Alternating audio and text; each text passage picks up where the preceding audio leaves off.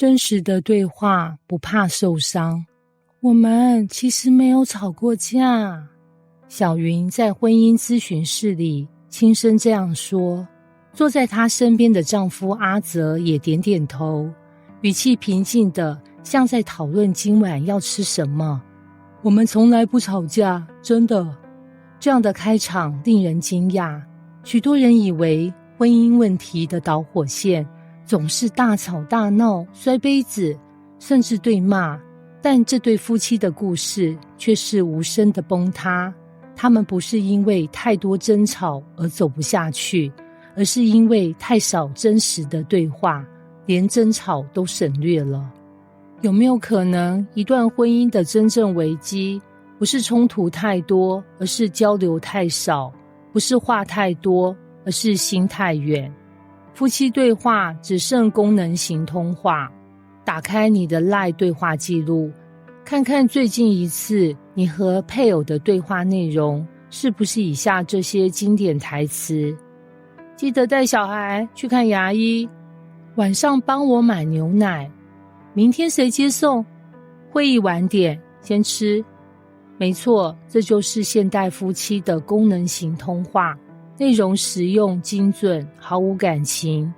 從手機訊息到晚餐對話，充滿了任務分配與日程確認，卻幾乎沒有一句真正關心彼此內心的話。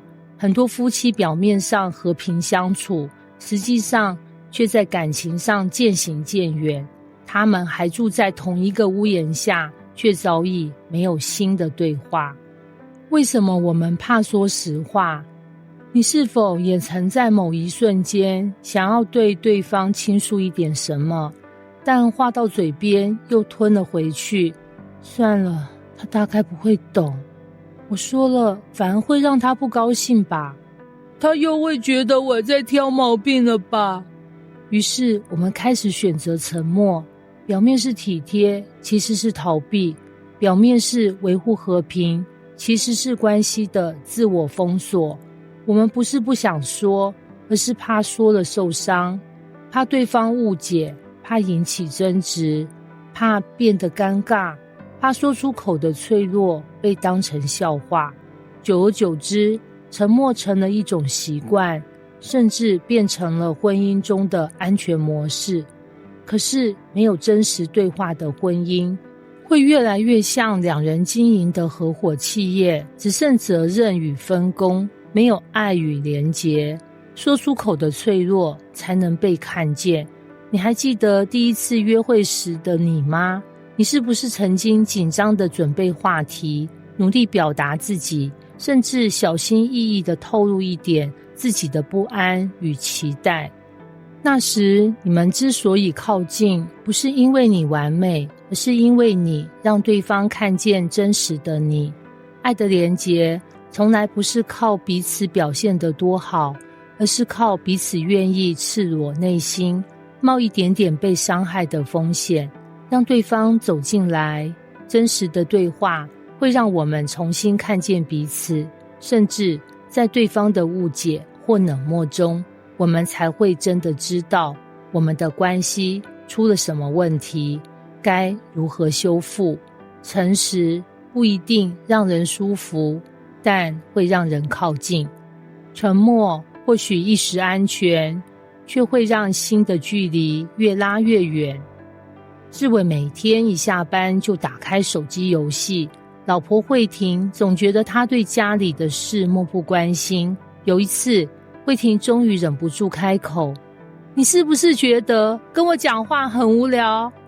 志偉抬頭愣了一下，然後輕聲說：“不是無聊，是我怕講了又吵架，我寧可不講。”這句話像一把鑰匙，打開了他們沉默背後的真相。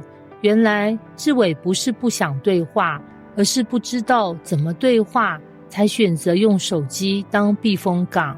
很多婚姻中的冷淡，不是因為不在意，而是因為不知道怎麼在真實中前進。於是他們選擇了逃避，選擇了表面的和平，但也因此選擇了彼此的距離。那我們該怎麼開始說真話？說真話從來不是把話丟出去就算了，而是要有勇氣，也有智慧。說真話不是情緒宣洩的出口，而是愛的邀請。我願意讓你知道真正的我，也願意理解真正的你。這樣的對話需要安全感，需要尊重，更需要願意彼此承接對方脆弱的心。說真話不是為了改變對方，而是為了恢復連結。只有當我們願意回到那個可以真實說話的空間，婚姻中的信任才會慢慢重建。受傷不等於失敗，沉默才是真正的危機。很多人不敢說真話，是因為害怕說了會讓婚姻變得更壞。但其實真正讓婚姻瓦解的不是衝突，而是疏離。我們會在衝突中流淚，但仍有機會彼此看見。可是一旦選擇不說，連被理解的可能都沒有了。我們需要學習在受傷中前行，而不是為了避免受傷選擇不前進。因為沒有真實，就沒有親密；沒有冒險，就沒有信任。結語：最親密的距離是敢於坦白心聲。婚姻從來不是一場完美無缺的演出，而是一場需要不斷練習誠實與接納的關係功課。願我們不再為了避免麻煩而選擇沉默，也不再以為真心話只能說給朋友聽。願我們勇敢對配偶說：我想讓你知道真正的我，不是為了指責你，而是想和你靠近。因為真正能重建信任與連結的，不是完美的外表，而是願意說真話的心。而真實的對話不怕受傷，反而讓愛變得更深。